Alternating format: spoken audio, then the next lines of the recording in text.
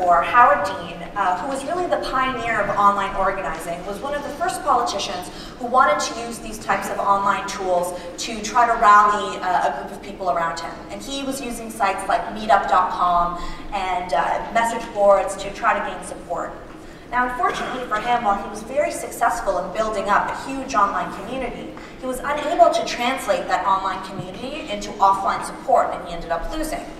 So the Obama campaign, building on the knowledge that Howard Dean had created, really wanted to make sure that they didn't fall in the same strategic trap. Yes, an online community was great. Yes, it was powerful. But we wanted to make sure that on November 4th, people were going out to vote and that there was a huge component of physical offline action. So the one strategic nugget that was built into everything that the campaign did was this idea that online organizing would have to equal offline action. Every time you interacted with us online, it would be part of a process that would eventually try to convert that online activity into something offline, because at the end of the day, while it was really great to form groups on Facebook and blog about Obama and tweet about Obama, it was the traditional activities that were really the most value-adding, which remained knocking on doors, making phone calls, and donating money. So here's how they executed on this idea. The first way was through email, which was a very powerful tool. And it was one of the most common ways that people kept in touch with the campaign.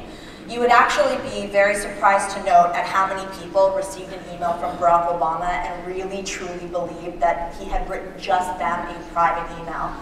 And we would get responses back into our general inbox saying things like, "Dear Barack, thank you so much for letting me know how the campaign was going. I know you must be really busy, but I really appreciate being kept in the loop." And it was this great way for people to form relationships with him.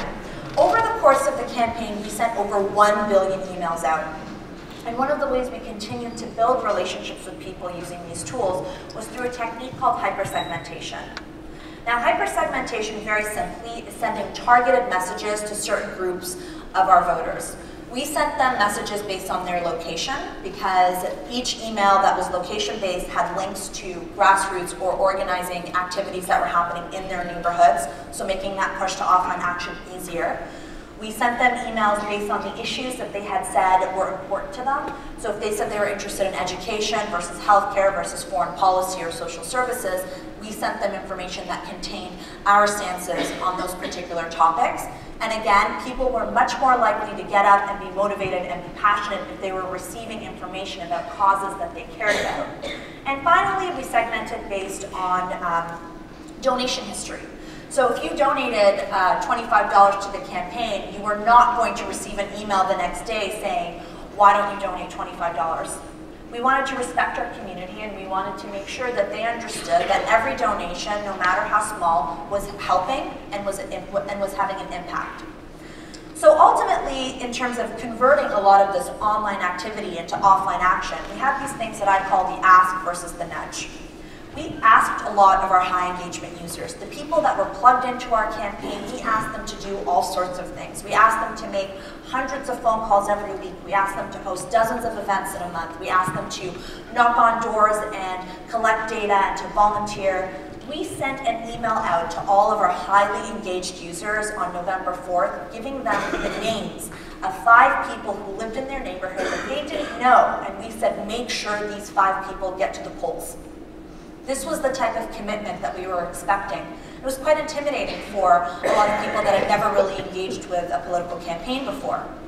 For those people, we had something called a nudge. A nudge is a very small digital action that is easy to do, easy to complete, and that just gets your feet wet, just gets them engaged with us, and eventually acts as a gateway to convert into offline action. So instead of telling them, call 25 strangers, we said, call one person that you know and tell them about Obama. Instead of saying donate $25, we said donate $5. And what we saw was that this gateway, by getting them in the door digitally in a very easy way, converted them into high engagement users.